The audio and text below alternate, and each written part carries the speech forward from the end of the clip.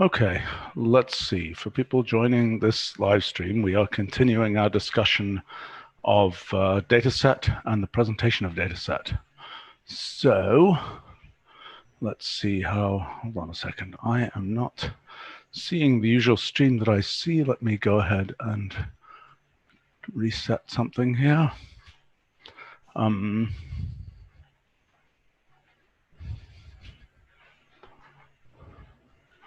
See if I can get this to work.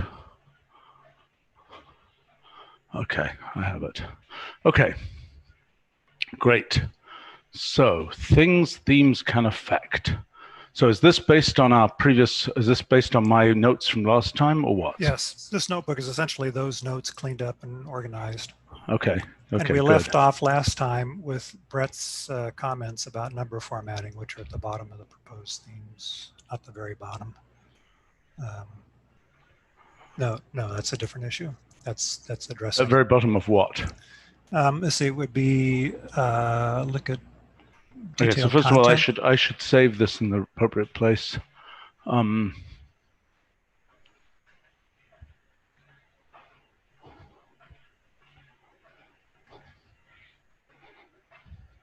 Where was that? Just search for scientific, you'll find it.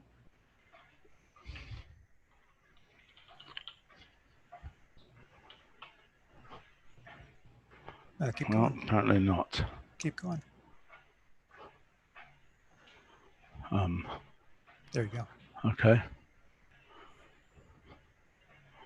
Okay. All right. So this is something that, I mean, like number precision, scientific notation, you know, having a good way to set that in general, you know, we have number form, but essentially what we're asking for here is the, you know, is the options of number form, as in number formatting arrow. And I think there's an argument that we should imagine that style could do that. In other words, that we could imagine doing something where we say style, I mean, I'm just talking about in general, style of expr, comma, number formatting, arrow, blah, blah, blah. What does a number format do?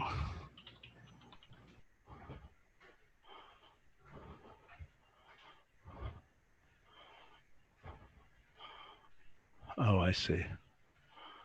That's okay. All right, that's not that inconsistent with this. Am I making sense? People understanding what I'm saying or not? Yeah. I mean, presumably there's existing options that would do some of that. Yes, but they're a bit of a mess. Yeah. I mean, that's the, and then if we had a number formatting option for style, which could be used in lots and lots of places, then we could put number formatting as an option in graphics, in all kinds of places, right? So that then it would affect things like tick labels and so on. Am I making sense? Yeah. Yep. So I don't think this is the wrong group to examine that, but perhaps you can chase that, okay? Who, let's see, probably Jose in the ILD group is probably the right one to consider that. Okay? Okay. Do you understand? Yeah. Oh, Jose is here. Great. What do you think about this? Yes, this could be considered together with the number form options. Right. I mean, what I'm thinking is that this is a useful thing in general, because right now, if you, okay, here's the issue. With number form, you get to wrap a specific expression. If you want number formatting to seep into the corners of something like a data set or a graphics, there's no way to do that. Right? How do you specify the style of tick labels? Well, there's a tick style option, right? But that's a big nuisance. Am I making sense? Brett, do you understand what I'm saying? Yes, I understand. Okay. And I agree. Okay, fine. So similarly, I could imagine a style, you know, I could even imagine a style for, you know, a date formatting style. I'm not sure. You know, because that's, again, something that we have, right, a general way to do that. Is this making sense? Okay, There is an let's- option date format, so perhaps For it can be what? extended for date object itself. Okay, but so maybe this is a way to, date formatting is a way to do that, to seep into other functions. I'm not sure, but anyway, I think this is what that's the general kind of approach that we want to make here. I don't think now, so the one thing we might want to do is have an attached cell for the data set that has settings like switch on and off, scientific notation, those kinds of things, right? So a UI element in addition to programmatic kinds of things. Yes, do you understand? Yeah, I mean, that could be an extensive thing if you want to. I know, it should be. Yeah.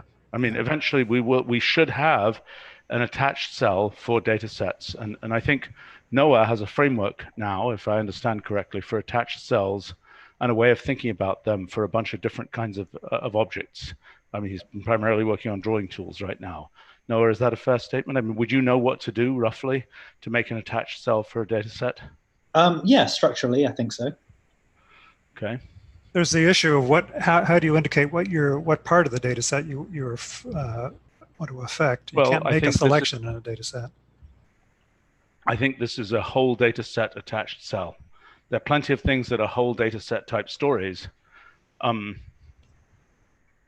I mean, most of these options here, well, okay, here's what we could do, okay?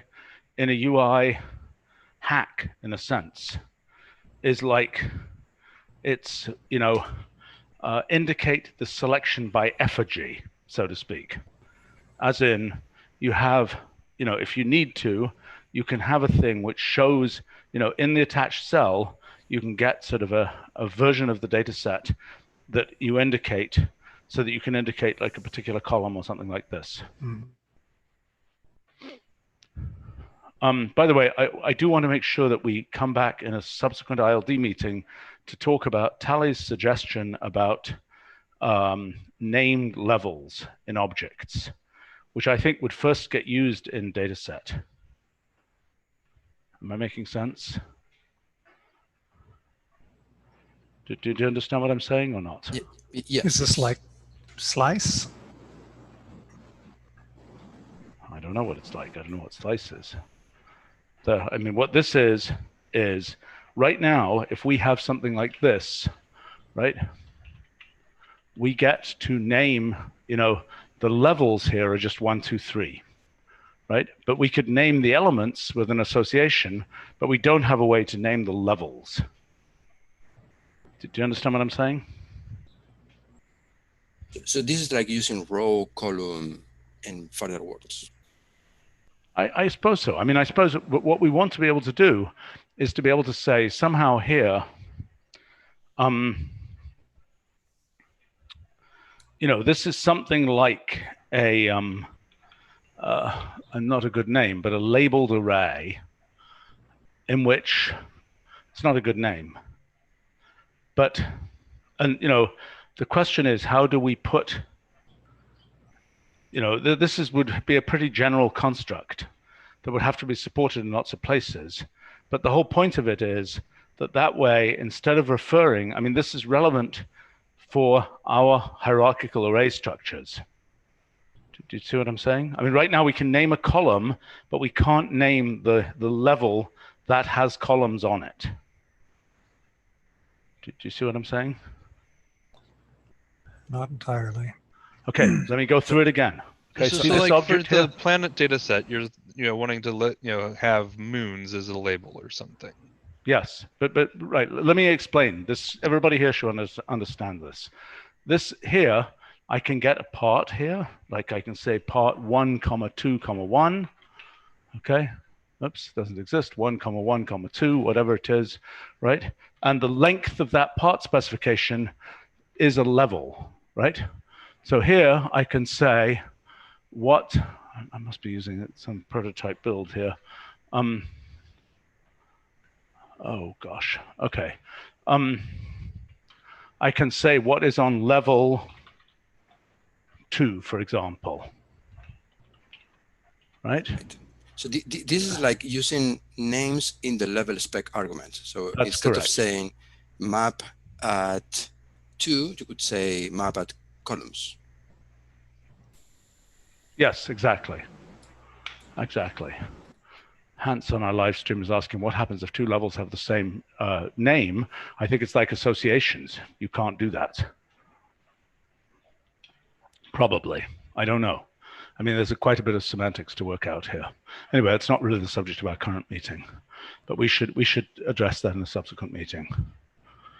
Okay, please guide this meeting, Chris. What should we talk about next? Well, if you go to the plot themes documentation, there are a couple of things that we haven't explicitly mentioned. Okay. So if you scroll down, well, open the details and then scroll down a little bit. Okay. So there are these feature themes, and color feature themes apply to Dataset. You might want to have different themes for We discussed that. for backgrounds. Well, it's not on our list. Well, we discussed that. And then the font feature themes, similarly. Right. For large, sans serif, so forth. Yep, I think we discussed this. I mean, we mentioned fonts and colors. So what we need here is, okay, so look, somewhere here,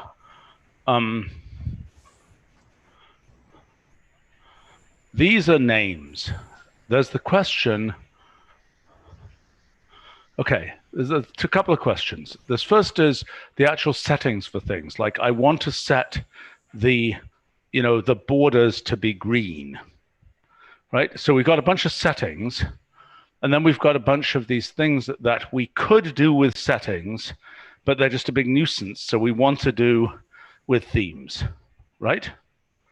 There are also things we can't do with settings. Am I making sense? Do you understand what I'm saying? Well, there will be some effectively internal options that aren't accessible other than by themes. Well, perhaps. Yes, perhaps. I don't know what they are. But like, for example, if I want to change everything to scientific notation, how would I do that? Currently, you do it with an item display function. Okay, fine. So there are things which can be set. So is it your belief that every aspect of the presentation can be determined by a setting, perhaps a function, that is a setting for some existing option? Is that true or is that not true? That's not true. There are some things that are not yet supported, like the styles of the frames, spacing. Okay, but so are those things in fact accessible through internal options or not? No. And the frame thing is a big can of worms in Dataset, which I haven't attacked. It's not at all straightforward. Okay. Is there a good reason why I'm running the prototype build here? I guess that there is, because you've got new features in Dataset and prototype build, correct? No, you don't need the prototype build. And I think I'm going to not use it because I think it's going to lead to more trouble. So there's nothing in prototype. Should I be using the 12.2 head branch build, or should I be using? Yeah. Okay.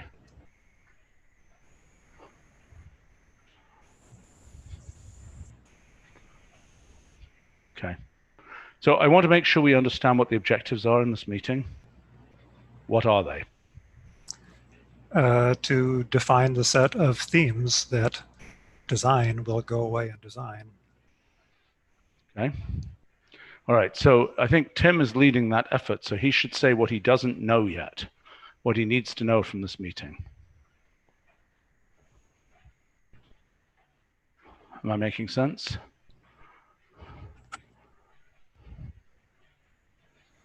Okay. If everybody knows what to do, then we should not have this meeting. Does everybody know what to do or not? If they don't know what to do, they should ask questions here so that we can determine what we should be doing. I thought that design was coming up with the actual themes.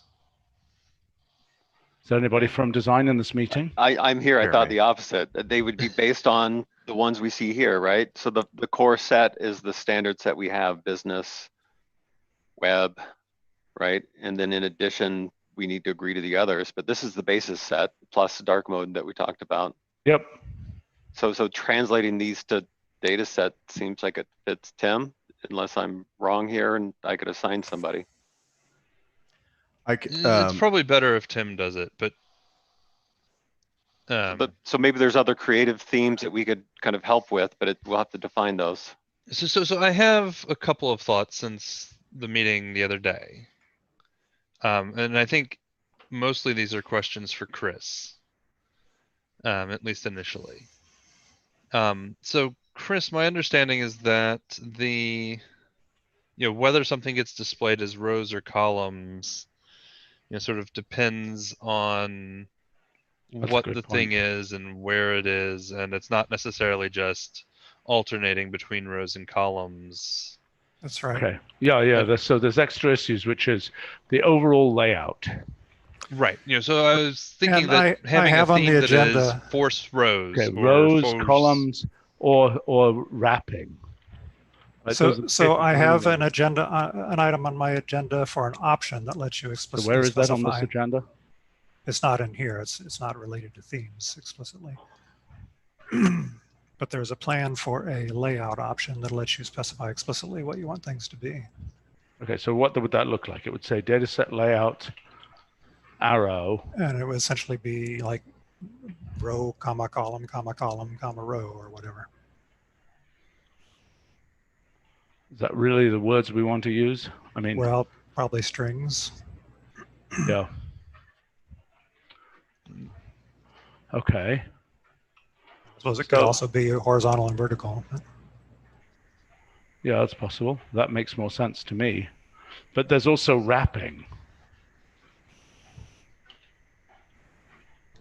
Oh, so you mean like the data set range of 100 where it shows it as a 5 by 20 thing or whatever? Yes, exactly. I mean, there's that case. There's I mean, so this would be a level based, and if we have named levels at some point, that will become an association. Data set orientations or something. It's not quite, I mean, we shouldn't call it layout. That's too general a name. Data set arrangements. Something like orientations. It's not quite orientations because of the automatic case. And I could imagine, is there an analog of that case? See, there's that case. In general, you could imagine something that says, I want to do n column wrapping.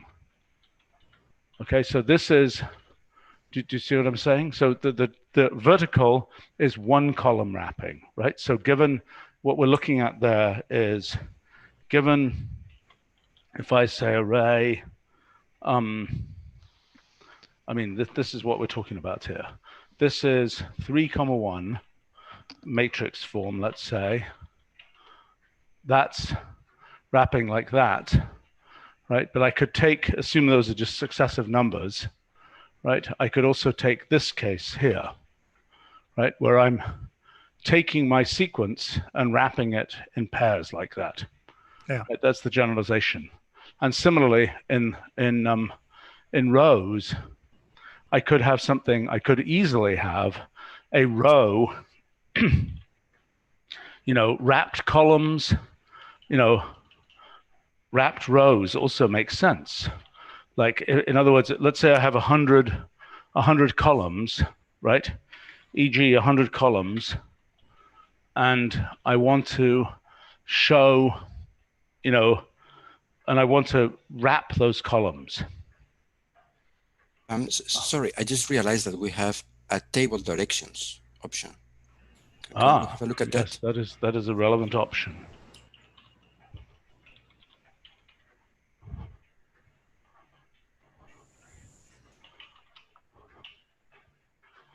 Why is this raft? Oh God, this bug is still not fixed.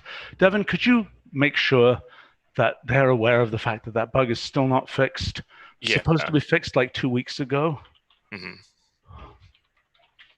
Kind of annoying. That's a Tom Sherlock bug. He should have fixed it.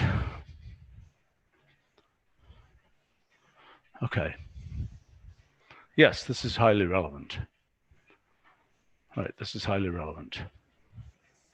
I mean, I'm not sure I'm that keen on this. Is probably a version 1 option. No, version 2. I'm off by a couple of years. I mean, arguably, we should be slowly merging the table form formatting with dataset formatting. Chris, what have you done along those lines? I mean, nothing explicitly. Okay, well, you should be thinking about it. Have you even looked at what table form does? Not recently. Okay, so that's something else for the list.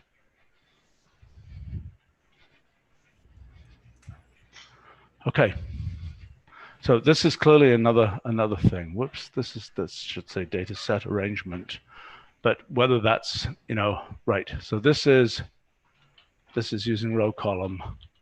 Well, we'll clearly have to merge those ideas. So what's the relationship of this to themes? Are you anticipating themes that lay things out as all rows or all columns? Or... I would think so. Yeah, I would think so. That was what I was thinking. Like even if you have multiple levels, that you just have like a hierarchy of labels on the left side. Let me give an example of a theme issue. Okay, so a theme issue is something like wrap for page, i.e., don't let. It's not the right name. I.e., don't let rows get wider. Don't let the rows get wider than the page. Wrap them. Do you see what I'm saying? Or yeah. Alternatively, it could be allied for page or something. I don't know what the right, yeah, something like that. Those are a couple of issues. Now, in terms of vertical height, we've got the max items option. I think that there's a theme there that says vertical and horizontal. What's that? That's vertical and horizontal. Okay, fine. And what does it do when you hit max items horizontally? It'll either it'll usually allied, or it'll give you. But let's take a look at that. Do we have a good example? Yeah, you can just use the planets data set, or the planets data set. What's it called? Is it called planets? Yeah, planets. Yeah, wrap that with data set. It is a data set. Yeah, but you want to add an option now. Okay. And then give it max item 0, 4, 2.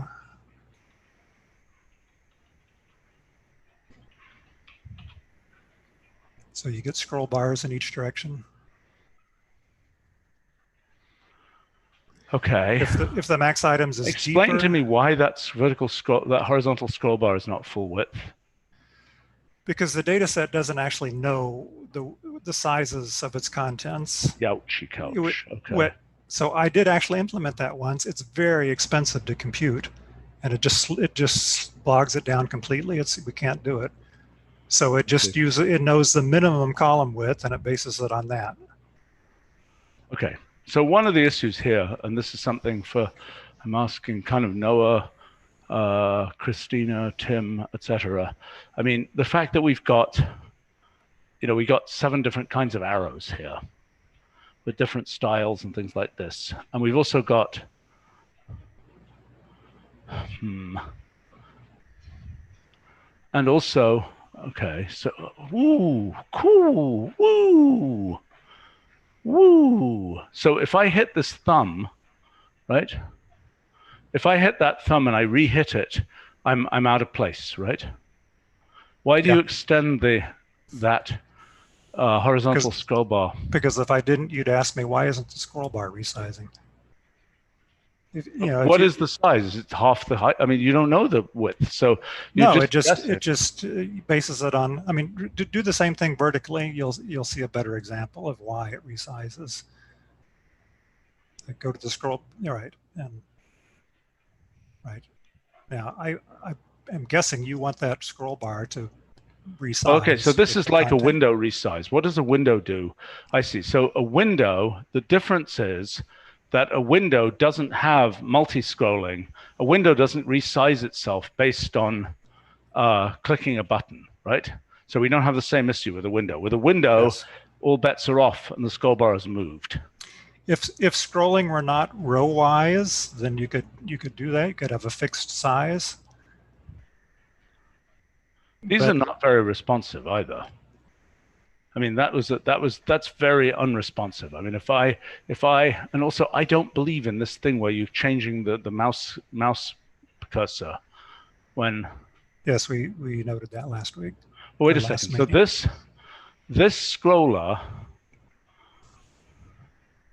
what is that state? Oh, wow. Okay, so this scroller, as it comes down,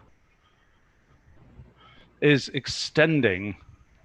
Is that really the right thing to have a thing that looks like a scroller that does that extension? I mean, it'd be one thing if I see a window. I would have expected this scroller would show me this window scrolled down, not that expands the thing. I would have expected a different thing to expand it.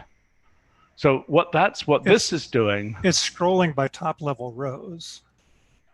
Oh, I see. And, But and the some rows rows are cooler than are others. different heights.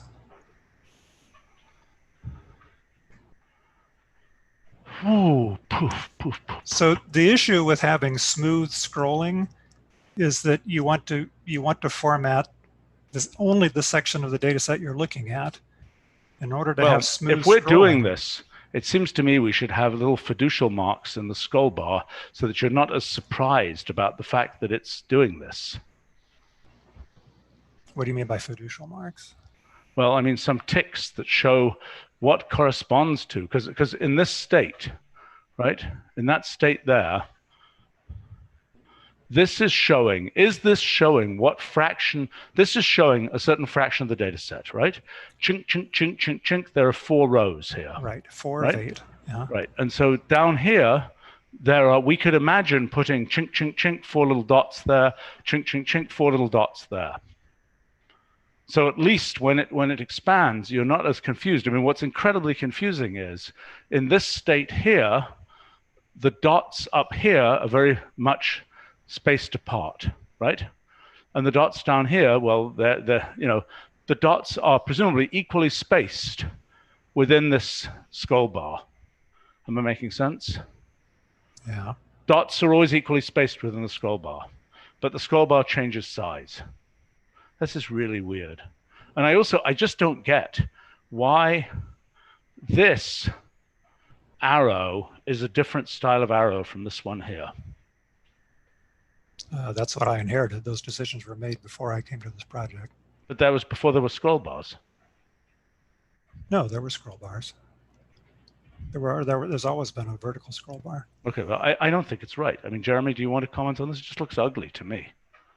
I mean, I don't see why. I agree it doesn't look nice. I don't remember the decisions on those arrow types. That was years ago with Tally. I think that what we should do, I think we should try to take this kind of arrow and put it here as well. I mean, if this is doing the same thing, is it doing the same thing? I think it is doing the same thing. Right? Yeah. Am I making sense? If it's doing the same thing, so probably just the arrows on the bottom should be enough. Yeah, there's a number of issues here. Well, but we should probably, we can interact with it and review in more details and propose some updates. Yeah, I mean, look, the problem is, yes, I think those arrows, we believe it's useful to have a scroll bar because the scroll bar is basically giving you the same information as this, right? But we think it's useful to have a scroll bar, although the truth is the scroll bar is kind of clunky in its operation and it's slow. So a question from Brian on our live stream asking, can we resize the data set with a whatever those things are called, the little thing with the ridges on it. What's that? A resize thumb, yeah. Yeah, you suggested that. I mean, that would clearly be a useful thing to be able to do. And that would arguably be look, there's two actions. There's resizing. This is very confused. There's two different actions. One is resizing. Okay, one question is, are you seeing essentially a window here, or are you seeing a fixed number of rows here?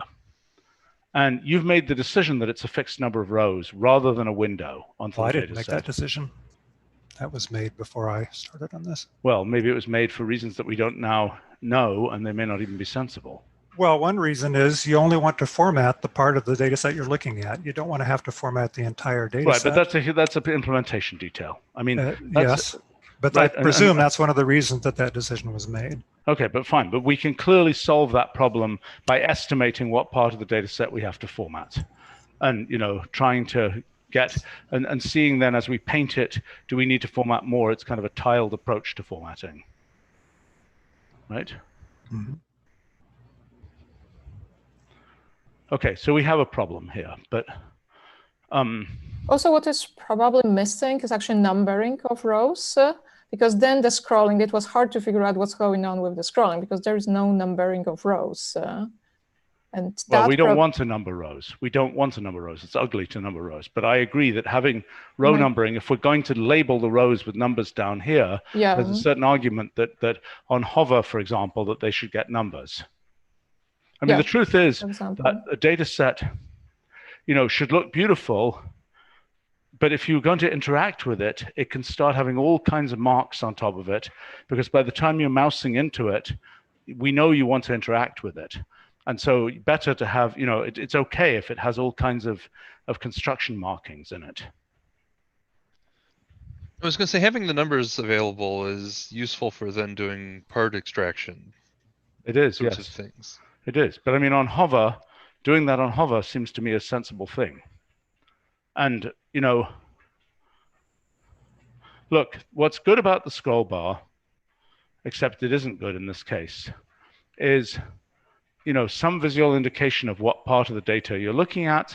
And it's also probably more convenient to go through and scroll down in the data here than to use those buttons. But in any case, okay, so this is the thing we need to look at from a UX point of view. Sounds good. Yeah, we'll look into that. Any particular comments? Noah, do you have any particular comments on this? I can't think of anything useful. It is awkward that the scroll bar sort of changes size. It's very sort of distracting. Well, it's just confusing. Like once you scroll down, I think once you've done it a few times, you get used to it. But yeah, I'm not sure how to solve that, to be honest, right now. Okay. And is it really not possible to have it scroll by the inner rows instead of the outer rows? Oh, that's it probably could. Well, that's a windowed approach as opposed to an integer number of outer rows. But that doesn't really, I mean, it doesn't really solve the problem. It just makes it a little finer grain. Well, also, but down here, if we're saying displaying rows, blah, blah, blah, blah, blah, blah, right? That's still going to have the problem. If you press one of the down arrows there, it's still going to then expand it to show, macro rows. Right. It also messes up whatever markers you want to put in the scroll bar, or it just makes it more complicated, I guess. You mean in terms of if you put the outermost rows as markers in the scroll bar, I guess you sort of assume when you move the scroll bar to those, but it won't be. Yeah, right. And you could be sort of halfway through markers, which might be a bit confusing. That would be super confusing. Right. Okay, so there are some issues here. All right, but we're mostly talking about themes. So this kind of thing about how you wrap it, I mean, in other words, the choice of max items seems like, fit on page, wrap for page width or something. Or actually, it isn't necessarily wrap for page. It would be something like fit page width, or, infinite width. Right, those are the two cases that seem to me sort of obvious cases. Am I making sense? Do you understand what I'm saying, Chris? Yeah. I mean, does that seem right to you? Those are the two cases. You either want it so that you're going to have a scroll bar because it's too wide for the page, then put a scroll bar, or well, no, that's not actually fit page width. I mean, you know, there's another one which is scroll at page width, right? Or infinite width, right? So fit page width or allied to page width. That's otherwise would be allied to page width. Something is wrong with the selection. Please report that. I've reported that. I mean, these aren't the right names, but that's what it means. Allied to page width, scroll at page width, infinite width, right? Allied to page height. Am I making sense? Yeah. So is infinite width that it would just, you'd rely on the notebook scroll bar to move around? That's an interesting question. That's an interesting question. Yeah. Okay. So that's an interesting question. I mean, scroll at page width. Yes, I think that's what that would mean. Yes. Which makes some sense to me. Right? Okay, so we have to understand how to map. So these are important things. You know, to me, yeah, Brian is pointing out it needs a way to specify an absolute. I mean, does it have an image size? No. What's that? No, it doesn't. Okay, well, it probably should. It depends what image size means and what it, I mean, just like we have in Paint, for example, we have a bunch of ways to select what happens, right?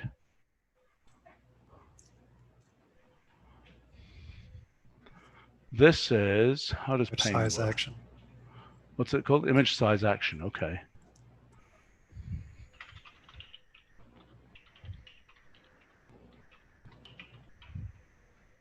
All right, because that's, again, I mean, to me, that is a sensible thing, right? And there's also the question of how does a data set format, like if I output this to PDF, what does it do? It needs to look beautiful, right? Have we worked on that? What does this do if I export it to PDF? I don't know. Okay.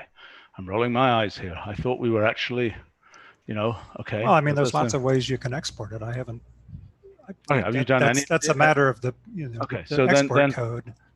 Okay, so there's a question. Yes, I understand, but it's also, I mean, there's a question of exporting to PDF, HTML. Is it going to make an HTML table? What's it going to do? I mean, that's also relevant. I mean, obviously in the cloud, we know what it does, right? It has its actual, you know, the functionality works in the cloud, doesn't it? Export? No, Chris. Data sets. Yes, of course. Yeah, okay. All right. So all the various features that you're adding will also work in the cloud. Yes. Right? Okay. But so,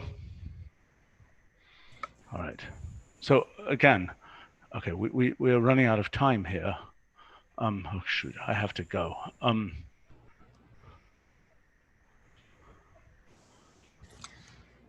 Right. So this is the issue of color function scaling, which is a much bigger issue in Dataset. Well, that's an issue for, basically, that's an appearance option. That's the, okay, item display function, right?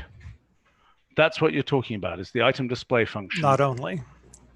Any option can have a value, which is a function. So this really applies to just about every option in Dataset. Right.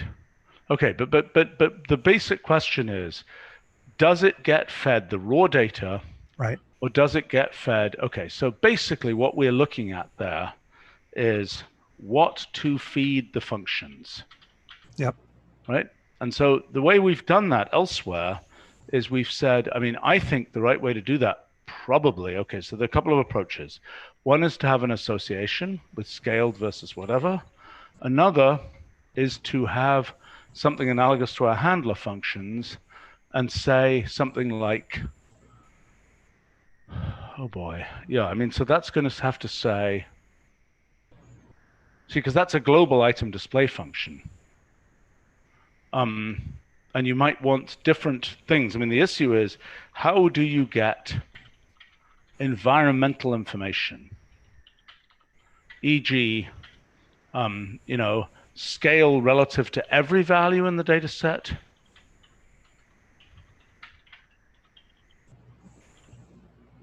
Versus scale relative to this row. Right. Etc.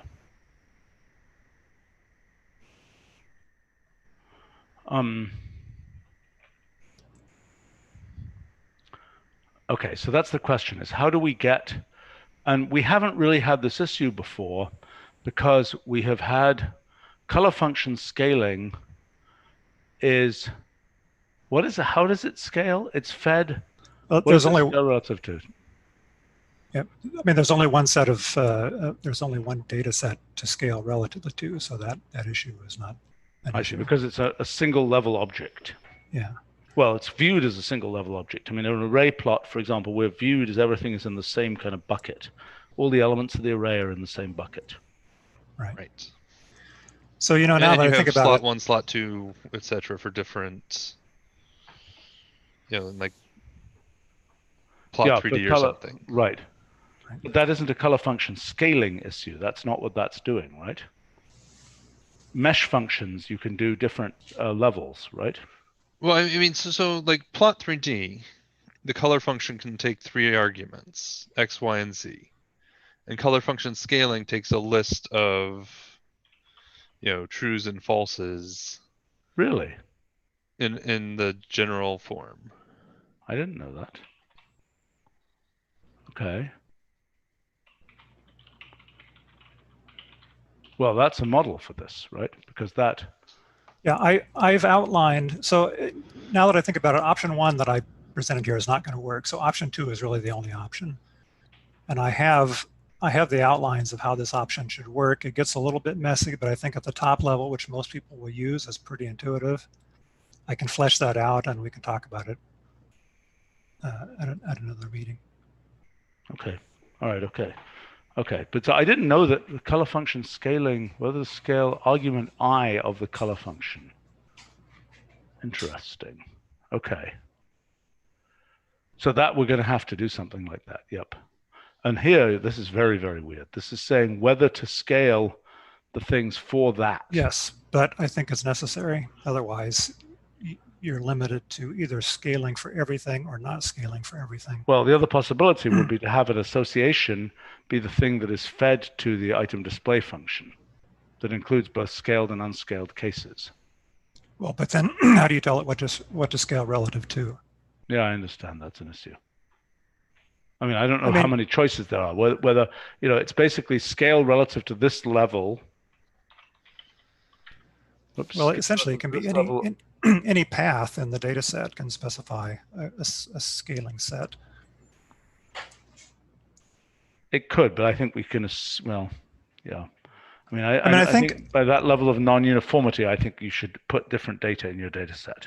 I think the only bank switch, go ahead, yes. Yeah, I mean, specifying those option names is messy, but I think it's a really rare case. People probably don't even need to be aware of that, but it can be available in case they need it.